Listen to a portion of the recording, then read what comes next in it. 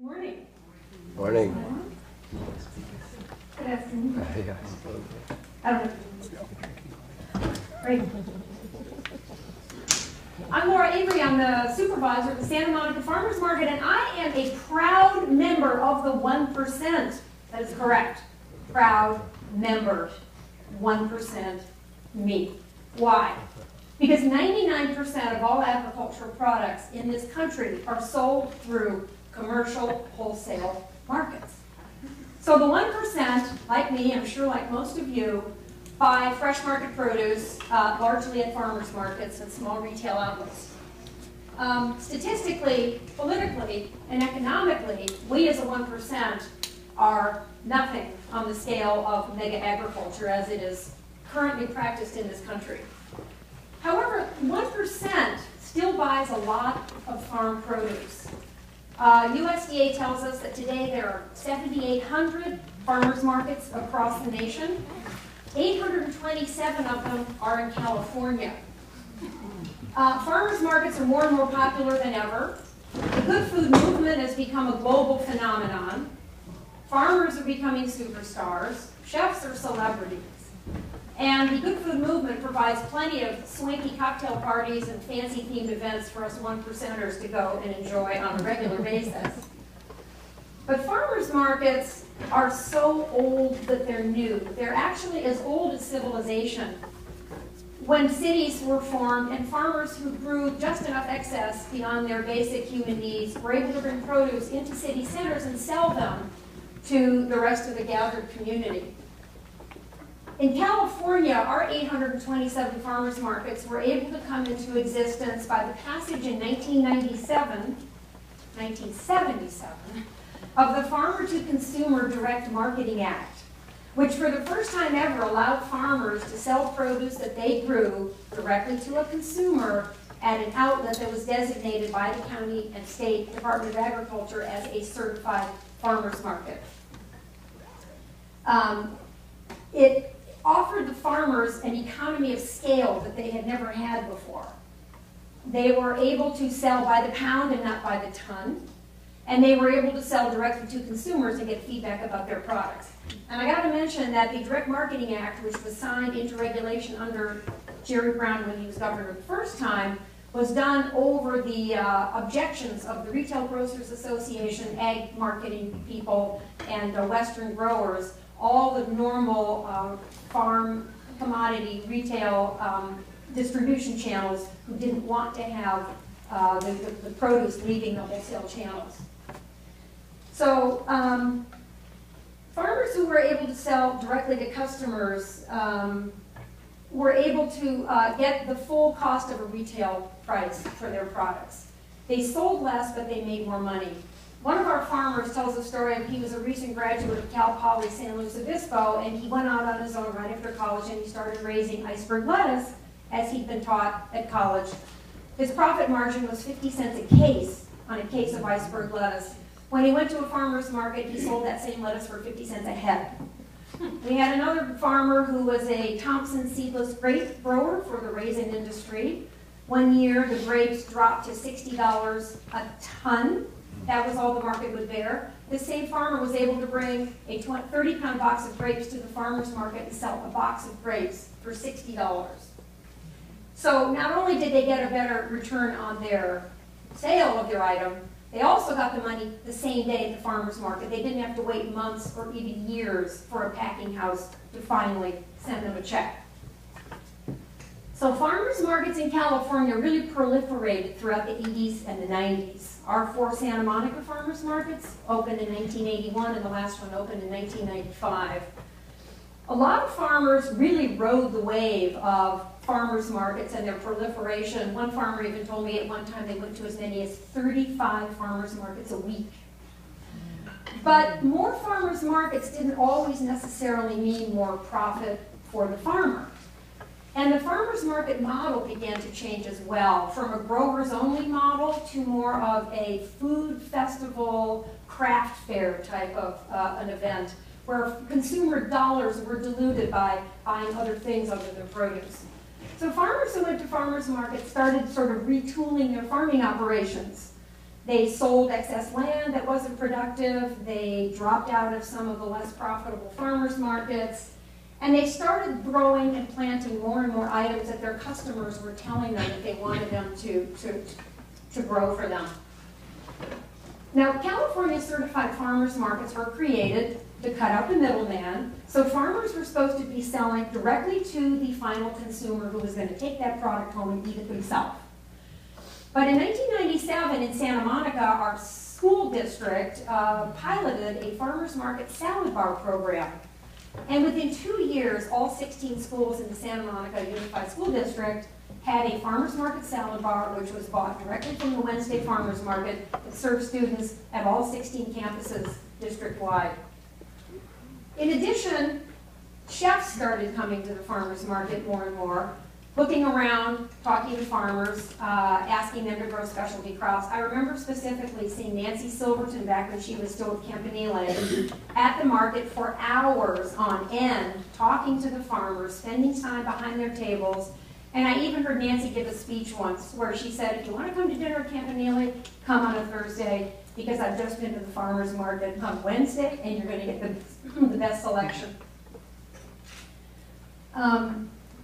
Farmers who are used to getting customer feedback started listening to the chefs, and they started planting more and more varieties that the chefs wanted them to grow because they were guaranteed and they were sure that they would have a market for those products. Try to think back to a time when heirloom tomatoes weren't everywhere. There was a time when heirloom tomatoes were a new thing at farmers markets. Now, as you know, they're everywhere. They're even at Trader Joe's. Habanero, which is everybody's favorite form of wholesale, was brought to the farmers market by a market forager for Campanile who'd been in a cooking class in Italy with Mario Vitale, was so taken with Tuscan kale that he brought back some seeds in his pocket, gave them to Marianne Carpenter, asked her to grow them for them, and now Habanero is everywhere. It also has become a market staple. So when we realized that chefs coming to the markets were going to be a larger and larger part of how we could help our farmers do well at the Santa Monica Farmers Market, we sat down one day and we tried to figure out how are we going to help the chefs pick up the produce. How are we going to help the chefs? How are we going to help get this produce to the restaurants? And we sat down and we tried to think of a way of setting up a delivery system. Logistically, it was just impossible. We couldn't come up with a way to make that happen. However, fortunately, the problem kind of took care of itself, as things happen to do when you're dealing with real commerce in real time. Produce companies started coming to the farmers markets to shop more and more. Originally, they came to pick up produce. Fresh Point used to work directly with the Getty Museum, and they would come with the chefs. The chef would tell them what they wanted. The chef would go home. Fresh Point would pick up the produce and then deliver it up to the Getty. That didn't take long for more produce companies to come, and pretty soon the produce companies were a regular feature at the farmers market. We even went so far as to provide preferred parking for these produce companies and for the chefs because of the frequency and volume of the amount of produce they took back and forth to their trucks all day. The real bonding and the relationship between the buyers and the sellers, not only between the farmers and the chefs, but the farmers and the produce companies, is a really wonderful thing to see because it really is based on mutual respect and trust. Farmers know that without customers, there's basically no point in farming. And customers know that if they're going to have the very, very best that there is to offer, they need to get it directly from the farmer and trust that farmer and know that the farmer is going to be looking out for them and their best interest. We've even seen many situations where Sherry Yard, who's a pastry chef at Spago, when she's out shopping at the market, if the farmer gets busy with retail customers, she'll just run back around behind the table and just start weighing up produce and bagging it because the real bond is there between the farmers and the chefs. One of the farmers even hosted an entire restaurant kitchen up to the farm for an entire weekend of foraging and cooking on the farm. So these bonds are very profound and meaningful for everybody. So I think what kind of set the Wednesday farmers markets apart from other markets and why it's become such a successful model for the ongoing retail operations that we have is it's many things. One of the things is it's on a midweek, it's on a Wednesday. And a lot of the restaurants are too busy at the restaurant on weekends, so they really appreciate sourcing ingredients during the middle of the week. I think another reason is we have a huge component of farmers. We average 75 farmers a week, 85 in the summer. We don't have distractions of crafts and prepared food. We are a farmers-only market. And we have a real emphasis on integrity. We make sure that our farmers truly are only selling what they grow. We do frequent farm visits. We also have a quest for perfection. We have very competent farm friends, such as David Karp, who is a fruit researcher and an expert, who travels around the state and lets me know about interesting new growers who are growing products that we normally wouldn't otherwise have. We have our finger lime person. We have our sumo citrus person who was a big splash at Whole Foods last year and who's now coming into the market. Our latest addition is our Uzbek melon farmer, which grows just unbelievable 15-pound melons, which are delicious beyond belief. So we think that we're able to not only have the integrity of the market itself, we also are a city-operated market, so we have a focus on community service.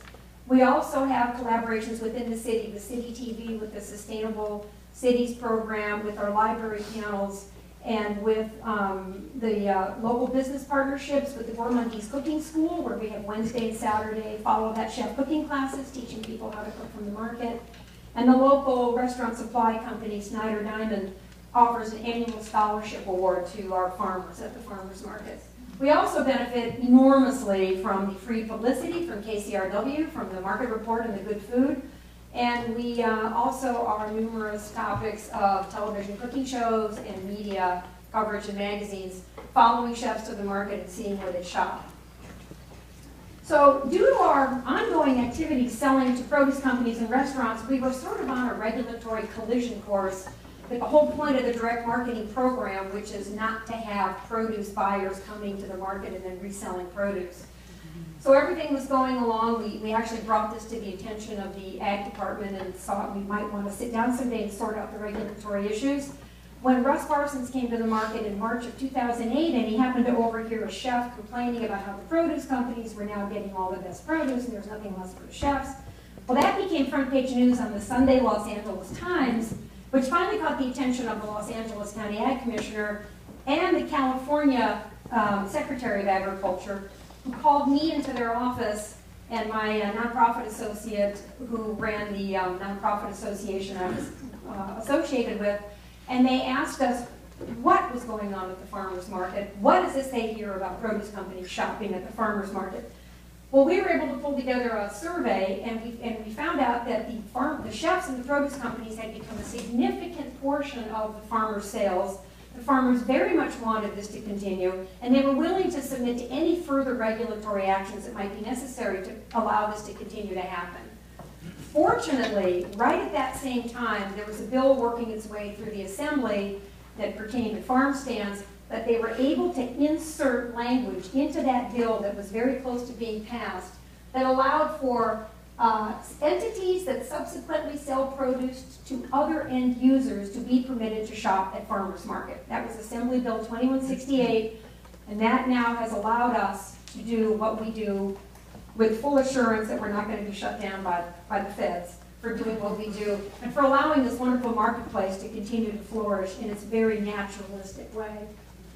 So I want to just talk briefly about how the farmers market truly, in spite of the light-handed regulation that applies to it, is truly a classic example of market economy working at its absolute best. There are things at the farmers market that specifically are not meant to be sold commercially, physically cannot be sold commercially. Either they're too weird of a shape, they're too perishable, or they're just too odd to be bought in any quantity and sold on a conventional market. We have anise hyssop. We've had people buying anise hyssop, and you 1%ers, you know what I'm talking about when I talk about those beautiful Persian mulberries that are so drippy and so messy and so delicious they wouldn't last a minute in a conventional grocery store. So I just want to now take you on a virtual tour of the Wednesday Farmers Market. I'm sure many of you are very familiar with it, and just kind of show you what we're doing there. The activity that takes on behind the tables at the market. Let's go warm up for a minute. Okay. Yeah. So we do park these produce trucks along the streets. We give them preferred parking passes, and they show up early. They bring the empty boxes back. They pick up the fresh. Most of the orders are pre-ordered, so the farmers know what to bring for the produce companies and what to leave on the tables for the table customer. I think contrary to whatever the chefs might be saying, there's always plenty of produce for everyone all day long at the market. Chefs also, Little Door, Nicholas Peter is one of our longest time customers. He not only comes to the market with his pre-orders, he likes to come and see for himself what the farmers have to offer to see if he's missed anything as far as what he can get back to his restaurant. Rhonda here from Fresh Point and her produce runner Simone meet up occasionally. They'll repack right at the farmer's table, and then they'll take the stuff back to Fresh. She's Ellie's specialty. These are some of Fresh Point's buyers. They even have iPads now. They run around and they get their orders together, and then they just disperse through the market, picking up and coming back. However, the Fresh Point buyer, Karen, is there every single week tasting produce. If there's anything that's new and noteworthy, she'll make sure to throw it on the truck and take it back to the restaurants. This is Casey from Green Farm. She gets there early. She herself, she's an unbelievable force of nature. She offloads hundreds of these cases of asparagus and artichokes, stacks them up by the fence, so the produce companies and the chefs can just come and pick them up and cart them away. Meanwhile, once the street's closed, if she can start setting up, she'll set up her table, and then she sells all day. Here's some of her stuff packed up behind her table. This is this whole behind-the-truck economy that's going on at the market. Ray Garcia from Fig, he's right there in downtown Santa Monica. He's a regular customer. He also has farmer-themed dinners where he'll feature a special farmer, like Alex Weiser right here at the restaurant, and he'll do a whole menu based on one farmer's offerings. That's Alex on his trumpet phone, and Ray they're talking about Padron peppers. The melons and tomatoes from Unac Farm are all lined up and ready to go. Mike Cerrone from Sea Canyon down there with his fabulous apricots is also a mainstay. Here's the boxes as they are labeled and ready to go. The big boxes over there get mixed and then repacked on the truck and then taken off to their various restaurant locations. This is a map of our parking scheme that we use for our produce companies and chefs, and they're given this and they're allowed to park in these areas. We always have more passes issued than spaces, but somehow they always manage to find a place to park. And here's Peter Shaner and some of the local chefs just hanging out. They like to socialize as much as they like to do business, and so it's a good time for them to all get together and talk about family and friends and travel plans and all kinds of stuff. It's a real congenial time for everybody. Mary Ann Carpenter, she's the queen of the cherry tomatoes and the heirloom. She probably kind of started the whole heirloom tomato thing. Here she is with a couple of buyers getting their orders ready. And here's what they're buying. They get that stuff all staked out in the morning, and then they just come and pick it up. This is David Karp on the right, and he's introducing the two sumo growers to Tracy, who's a buyer in the middle, for the first time, and he's actually setting up sales between the grower and Tracy. Now, the growers don't have their product yet. They don't start till February, but he's getting them set up, making the introduction. These personal introductions you can have at a farmer's market are the best way to do business, not only for produce companies, but for growers really trying to connect. It's nice to know on the first day you come to the farmer's market, you've got a good portion of your load already sold, so no matter what, you're going to make your gas money. And this is Alex, and he's meeting with a couple of buyers from a restaurant chain who want to talk to him about actually using his farm as a source for produce for their entire restaurant chain. There's another way that farmers can have excellent access to new markets. This is the scene behind Bill Coleman's truck, and anybody who knows Coleman and comes to the market know that Bill is just an amazing farmer. So the families, the friends, the farmers, the chefs, the produce people, they all hang out back there and they share stories. And Romeo's a big, tall, good-looking guy in the middle. I think those are a couple of his kids, and that's Vinny from Animal over there on the right. And they're just spending time as they do. It's like you spend just as much time socializing as you do actually buying produce. And here's the stand, just from a little further back, showing Delia's gorgeous flowers. Now here's that same stand on the front. Here's what the table customers are looking at, and I hope people understand that there is plenty for everybody. Table customers, chefs, produce companies. The farmers are able to supply us all, us 1%. And this, I just had to photograph this. It's just so beautiful. Here it is on Bill Coleman's stand, those beautiful, beautiful squash blossoms. Again, this kind of shows a juxtaposition. Here's a loaded chef cart going down the aisle with his empties on top and the full boxes on the bottom. Meanwhile, customers are enjoying absolute bounty over there at the stand. This is a gorgeous stand. This is Fairview Gardens. And again, this shows the market about noon, about midday, showing a great selection of stuff that's still on the table for everybody. This pallet is wrapped. I think it's going to be either going to Las Vegas or some of this stuff goes straight to the airport and heads back east to restaurants in Chicago and even in New York. So this produce is going everywhere. But the sales are made face-to-face, person-to-person at the farmer's market. That's where the trust comes in, and that's why it's such a strong system. This is Scott Peacock's stand. Now this is Scott behind his table getting all his restaurant produce company orders ready. And here's the front of Scott's stand in the exact same minute. This is what he's got out there for his customers. You can see some of the boxes in the back. Again, this is the market about an hour before it's about to close, and showing plenty of customers, plenty of produce, lots of activity, stuff for everyone all day long. Now this is Peter Shaner's truck. Before the end of the day, a lot of the farmers bring their produce over to him, and Peter volunteers to go take this produce to Suzanne Golan's restaurant. So he'll go to Luke, and then he'll go to AOC. He'll literally drive across town in the middle of the day, drop this produce off, but at the end of the day, he's at AOC, and they feed him dinner every Wednesday. So that's a hot ticket. In the summer, he brings a couple of his kids with him, and they all have a great time taking all this produce. He doesn't charge the farmers a penny for it. It all gets over there to the restaurant, and he's just a super, super friend of everybody at the market. Again, this just shows the juxtaposition of the produce companies and the farmers and the customers all doing commerce all day long.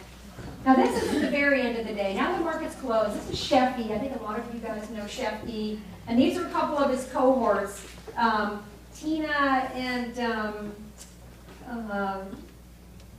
Frank and Lisa. Chef E has a special arrangement with a couple of farmers. This one's from Tutti Frutti. He'll get over $1,000 to $2,000 worth of produce a day for about $200. He's now working with Mud Baron out at Muir High School in Pasadena.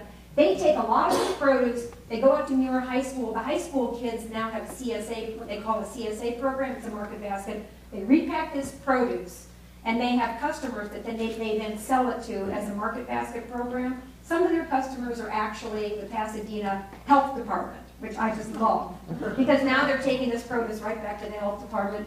The kids make money, they raise money for their school programs, and they're learning about produce and marketing and all the aspects that go into handling and getting this wonderful, fresh, one-day-old produce to consumers in its original pristine state. Lisa there actually for a long time was coming and picking up food and feeding the Occupy LA people.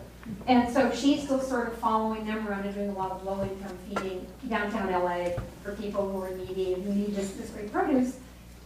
You've got to have a truck, you've got to have people, and you've got to have the initiative to be able to do this. And he is there, Chef E is there every single week handling this produce. It's a huge job, it's a labor of love. And I think basically that kind of summarizes how the farmers market in Santa Monica has become such a vital hub of commerce, of produce. You know, when you talk about where the food goes, it almost doesn't matter where it goes or how far it goes. Produce companies, they tell them they have up to 50, 60, 70 customers. Some of it goes to Canada, goes to New York, goes to Chicago. It's the best produce in the world. The customers know it, the farmers know it, they're proud to grow it. And so where all this transaction takes place is face-to-face, person-to-person. It's based on trust and respect, and it's a system that's absolutely, regulation or not, going to be self-perpetuating, hopefully for the next generation to come. So thanks very much.